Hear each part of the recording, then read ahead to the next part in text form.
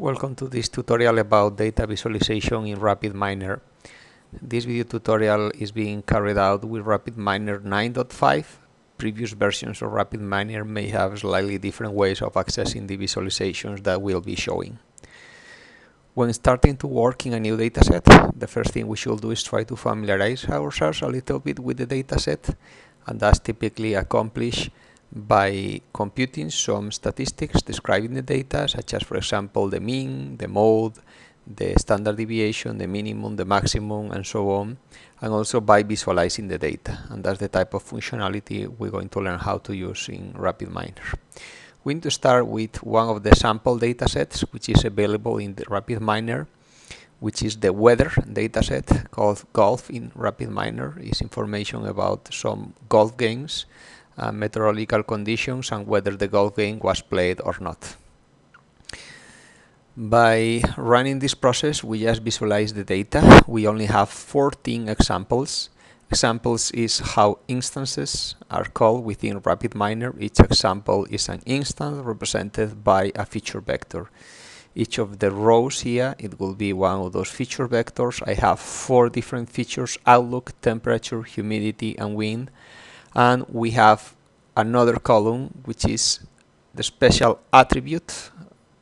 Features are called attributes in RapidMiner. That's a common name in the literature.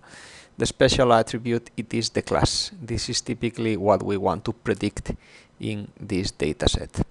So we have overall 14 instances. The first column is just the row number, is a column which is always added by RapidMiner, and it's just which row we are visualizing. In this dataset, of course, we can visualize the whole dataset in the screen of the computer right now, but for typical datasets, we're going to have way too many data to be able to see the whole dataset. If we go here to the statistics, we'll be shown different statistics about the different attributes of our problem. For example, for the class play, we see that we have 5 values, which is we do not play, and 9 values, which are yes, we do play the golf game. In the case of outlook, the least frequent is overcast 4 times, the more frequent is rainy 5 times. We actually have another value, which is sunny. This is a histogram showing the frequency of those values. Here we can see the histogram in small size. If we click here, open visualizations, we can see the histogram in a larger size, and we see that there are 5 instances where the weather, the outlook was sunny, 4 instances where it was overcast, and 5 instances where it was rainy.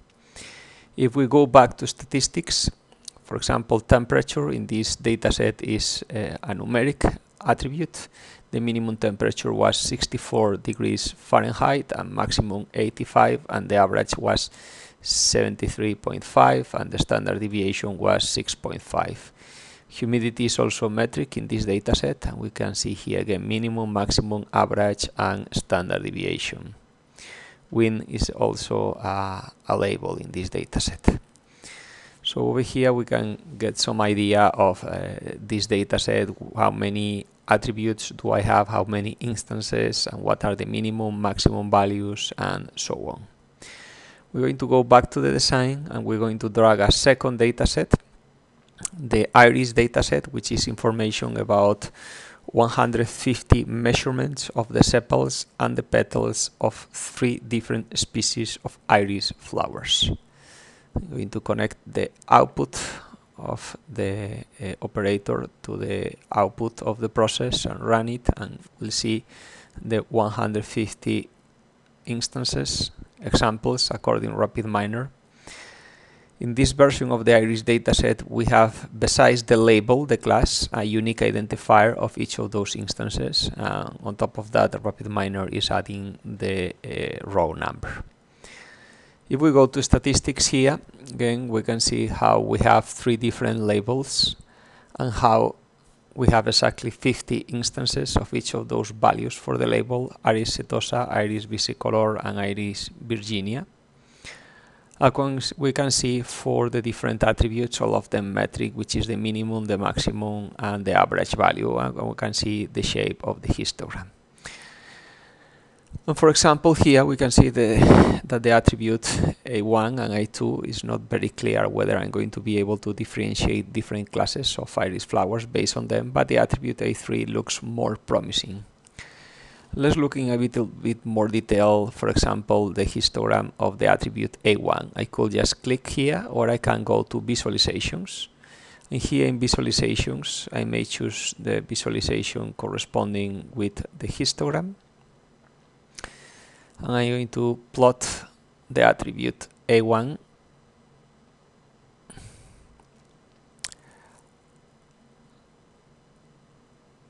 and I'm going to plot, A1 and the color, the label. And here I'm showing the distribution of this attribute. If I don't choose a color, all the instances are the same, so I just see the distribution of the attribute for the different instances. If I choose the color and I set the color to be the label, here I'm being able to differentiate iris setosa, iris virginia, and iris versicolor. Of course, given that the instances are overlapping, I cannot really see how many, for example, iris versicolor green I may have behind this orange bar. If I go here to plot style and I select the color orange and I increase the transparency from 0 to, for example, something close to 50%, the orange will become semi-transparent and I can see that indeed I do have green behind these bars. I may do the same for the green color and set a transparency around 50%. And for the blue color, and in this way I can see behind the bars and realizing that, for example, here in this being I have some iris virginia, some iris versicolor, and mostly iris setosa.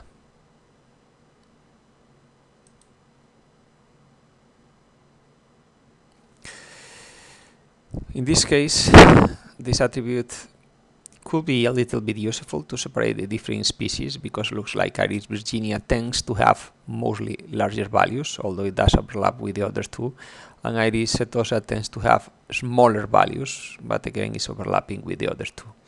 But for example, if we go to the histogram of A3, a very complete different picture appears. All the iris setosa is here on the left, there is a gap in the middle, and the overlap between iris versicolor and iris virginia is much smaller. So I'm going to have more chances of being able to separate the different classes if I only use the attribute A3 than if I use the attribute A1. Of course, I'm probably going to be able to extract information for several attributes at a time. But this is the type of information I may be able to extract by visualizing the different attributes. And for example, in this visualization, I can see that the attribute A2 seems to follow a quite normal distribution, which didn't seem to be the case for the other attributes. After visualizing the histogram of each attribute, I typically move to visualizing scatter plots, and probably initially the scatter matrix. Here we're going to select the columns. I'm going to select them by order. First A1, then A2, and then A3 and A4. I'm going to color based on the label, and I'm going to decrease the chart size in order to be able to fit all of them in the screen. And you can see again how, for example, in this scatter plot, which is showing me A1 versus A2, I may be able to separate the iris setosa, which is in blue, but iris virginia and versicolor, they overlap a lot of. Well, for example, in this other scatter plot, in general in all the scatter plots which are involving A3 and A4, the iris versicolor, the blue points, seems to be quite easy to separate from the other two. And there seems to be a little bit of overlap between virginia and versicolor, but much less overlap than here. If, for example, I decide I want to check in more detail the representation of A3 and A4, I may select here in plot type scatter instead of scatter matrix, And here I can select which attributes I want to plot, A3 versus A4. And we can see again all the isomorphisms down here, very easy to separate from the other two classes, and the other two classes, they seem to overlap a little bit. If you actually counted all the dots in this plot, you will see that you are a little bit shorter than 150. There are a few dots and therefore a few instances missing here. The reason is that in this dataset, the discretization factor for all the different attributes is quite large, and there are a lot of flowers we have exactly the same measurement for the different attributes, for example, the width of the sepals or the length of the petals. Therefore, there are a lot of points which fall exactly in the same positions. We can more or less see that in this plot because some of my dots seem to be of a darker color than others, and that means that I'm plotting several points one on top of the other. We still have these settings that we set over here regarding the transparency settings, and therefore when we get several semi-transparent dots draw one on top of the other, we get a darker color. If we add a little bit of jitter is just a random value, a small random value. If we add a little bit of noise to each of the attributes, then the different dots which were exactly in the same position, they separate from each other. And for example, probably all these 3 points over here, they were exactly in the same position before adding the noise, and these 3 points over there. So by adding this jitter, I can see a better picture of, of exactly how many instances do I have in each different location. Another useful representation are boxplots. Boxplots give me clues about whether my variables are normal or not. Here I'm just plotting the value of A4 for the different species of iris flowers. Instead doing that, I may plot, if I don't group them by the class, I may perform multiple box plots of the different attributes.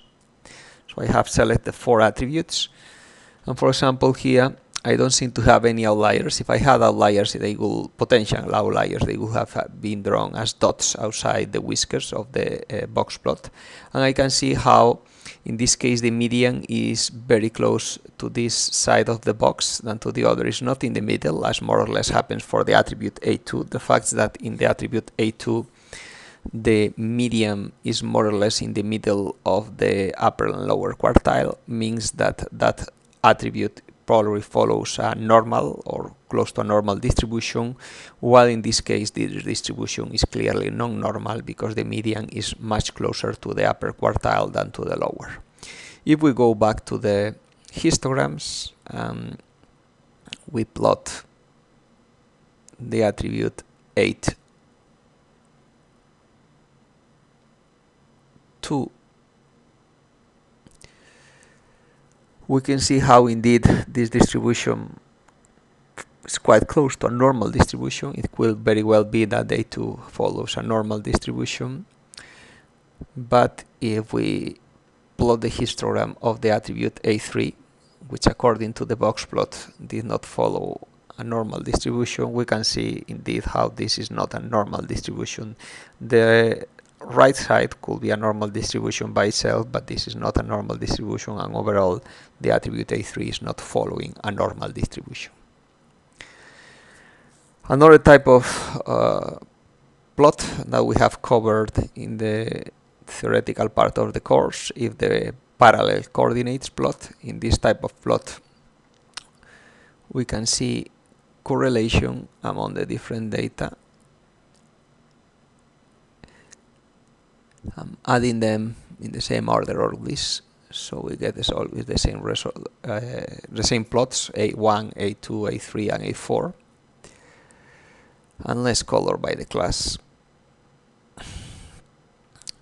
The fact that between A1 and A2 all these lines cross each other so much, this will be the value for a given instance of the attribute A1 for one of the instances, and if we follow the line down, this will be the value for A2, and we follow the line up, it will be the value for the same instance for A3, and so on. The fact that there is such a mess here and all the lines seems to be crossing each other means that A1 and A2 seems to be uncorrelated. Well, for example, the fact that there seems to be so much order between A3 and A4, this indicates that there is high correlation between these two attributes. There also is some correlation here, but the correlation between A3 and A4 is stronger. Indeed, if we go to the scatter plots and we plot A1 versus A2, this is a shapeless cloud. There don't seem to be visually a lot of correlation between those two attributes, but if we plot A3 versus A4, and let's remove all the jitter, this is quite close to a linear correlation. There is high organization, there is high correlation between these two attributes.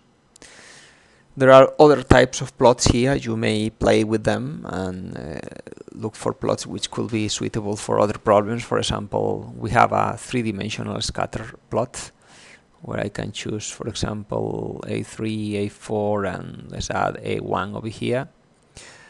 And I can rotate the plot with a mouse. Of course, this is not really a three-dimensional plot because the screen on my computer is two-dimensional and I can only see the two-dimensional projections of the real scatter plot. But it still can be useful to get some idea of how exactly the data is distributed. There are other type of visualizations supported by RapidMiner, but these are the more common ones and the ones we'll be covering in the course. I'm going to go back to the design and I'm going to get another of the datasets which have been imported in RapidMiner by default, which is the Titanic dataset. In this dataset, if we explore the result of importing the dataset, you will see some question marks. Those question marks are missing values. That's how RapidMiner is giving us information that we don't know the cabin in which this passenger of the Titanic was staying, or we don't know whether it made it to a lifeboat or not, for example. We have 1,309 instances, examples, and we have 12 regular attributes. All the attributes here are considered to be normal attributes. Initially, we don't have any attribute marked as the label. If you go to this combo box here, you can select all the instances for which there are no missing attributes. And we'll see that we only have 180 instances left. That means that only for 180 of the passengers of the Titanic, we actually have all the information, all the 12 attributes. Missing values is very common for real-world datasets. Of course, it's not desirable to have missing values, but it's very often the case that we do have them. I can also select the instances for which we do have some missing values, which is the vast majority, 1,129. I can again explore statistics about this dataset, and that will help me to get some idea of, for example, what is the average age of the passengers, around 30 years, the standard deviation, and the minimum and the maximum. And of course, I can visualize the data, and a useful visualization is the one which I already have configured here, which is a scatter plot of gender versus whether the patient survived or not. I have in the X column survive, yes, the passenger survived the sinking of the Titanic, no, the passenger did not survive, and the sex, male, female. Initially, if you set up this plot in your RapidMiner, it will probably not have the same default settings as mine, and you will only see 4 dots, so this plot is completely useless. We don't really know how many females survive and how many females did not survive. If we add jitter, we fix this issue, which is a very common issue with when plotting nominal attributes. Here both the X and Y axis are sex and survive. They are both of them, they are nominal attributes, and they only can take 2 different values. By adding jitter, for example, we can see that this is the largest cloud of point. It corresponds to the males which did not survive. And it's the largest cloud of points. Let's reset the zoom. And this is the cloud of points corresponding with the females which did not survive. This cloud of points is smaller than this one, which are the females which survive, and this cloud of points, the males which did survive, is smaller than the males who died. So by visually exploring this attribute, we gain some knowledge about this dataset, and that knowledge is that most men did not survive, while most women did survive. I'm going to go back to the designer and I'm going to import another dataset, in this case not one of the datasets which is provided by default with RapidMiner, but one of the datasets that I have provided with the course. Is in Weka format, so I'm going to drag here the read arf operator, and I need to set up the operator to indicate the path in your file system where you have uncompressed the zip file with the examples provided for the course. In my case, is in the EU unit. In this folder, within classification folder, we're going to open the Wisconsin database breast cancer. If we run the process, we'll see the contents of this database. We have 569 instances. Each of the instances is a sample of breast tissue taken from the breast of a woman, not a general breast tissue, but taken from a lump in the breast of the woman. Some of the lumps are benign tumors, others are malign tumors. Out of the 31 columns that we have here, 31 regular attributes, there is one, which is the class, which is the one telling me whether the tumor was M, malign, or whether it was B, benign. That's the class in this dataset. By default, RapidMiner did not know that that was the class, but I can fix that with the set role operator, which will enable me to indicate out of the attributes I'm loading which one is the class. The attribute name is class, and label is how RapidMiner calls the class. So if we run this, now this is recognized as a special attribute, and I have the 30 remaining attributes. If I go to the visualizations here and I select the scatter matrix, okay, I already have selected by default because I had opened previously this dataset. You won't have this visualization open by default. I have selected the first more or less 10 attributes from, let's do it by order. I'm going to open A1, A2, A3. Then I'm going to add A4. It would be nice that RapidMiner sorted the attribute names on the left side always by using the same criteria, for example, alphabetical order or something like that, because it makes it harder to make reproducible plots when you are adding and removing attributes. So I'm going to add the first 9 attributes to my Scatterplot. RapidMiner only allows you to perform scatter matrix of 10 by 10, which could be reasonable for most screen resolutions. Honestly, I would like to have more than 10 scatter plots sometimes, but that's what the current version of RapidMiner allows you to do. Older versions did not have that limit. And if you see here, the color is the malign tumors in blue and the benign in green, and we can see that in general, for some features we have very strong correlations, and some of those correlations, such as this one between A3 and A4, seem to be nonlinear, and this one between A4 and A1 also seems to be nonlinear. Down here we also have linear correlations, not so strong as this one here, because some of those correlations are really high, others are not that really high. The reason why they are so high is because what we exactly have here is different measurements taken about the cells of the lumps. Measurements such as, for example, the radius and the perimeter of the cell. And of course, radius and perimeters are highly correlated and correlated in a non-linear fashion. And some of these non-linear correlations that we see here are very likely to come from those attributes. If you go to the text file that I'm providing with the data, you will have information of exactly what each of the 30 attributes it is, in case you are curious about that. So if we see the different values of the different scatter plots, we can see how there are very high correlations. It's good that we have these high correlations, because if we go back to the original dataset, we can see that we have 569 instances, examples, and we have 31 different attributes. One of them is the class, so we may go down to 30, but 30 squared is 900, and 900 is way larger than 569, and it should be the other way around. We should have a number of instances which is much larger than the number of attributes raised to the square. And in this case, the number of attributes 30 raised to the square 900 is larger than the number of instances.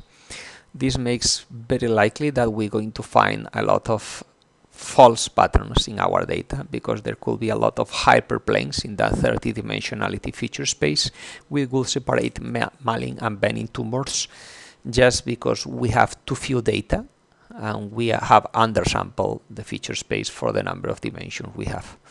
So we are breaking very clearly that rule of thumb criteria of having way more instances than the number of attributes raised to the square. However, visualizations are showing us that we have high correlation in our data. I can quantify that high correlation, for example, by computing the correlation matrix.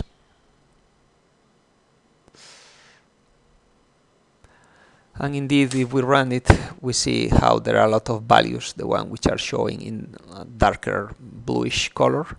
0.91, 0.8, 0.8, 0.6, and so on. Of course, the diagonal is the correlation of the attributes between themselves. I think it's 1, but I have a lot of very high values of correlation.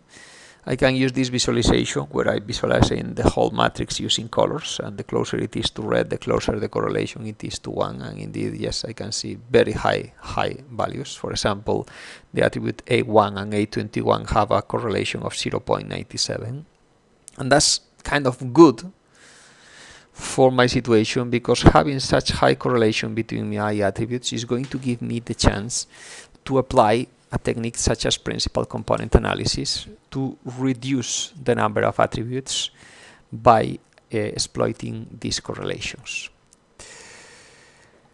Principal component analysis is already a feature transformation, and that will be part of the next video. So we're going to leave this video here. However, before finishing, I'm going to save this process. The process is this graphical representation, which is the work you have done with RapidMiner, and I'm going to name it, well, I'm going to save it in the local repository, and I'm going to label it, for example, data visualization.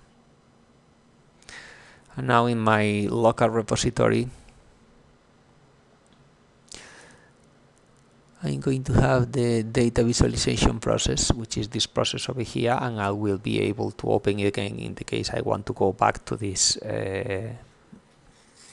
project I have created within RapidMiner. So this is everything for this video, and I'll see you in the next video.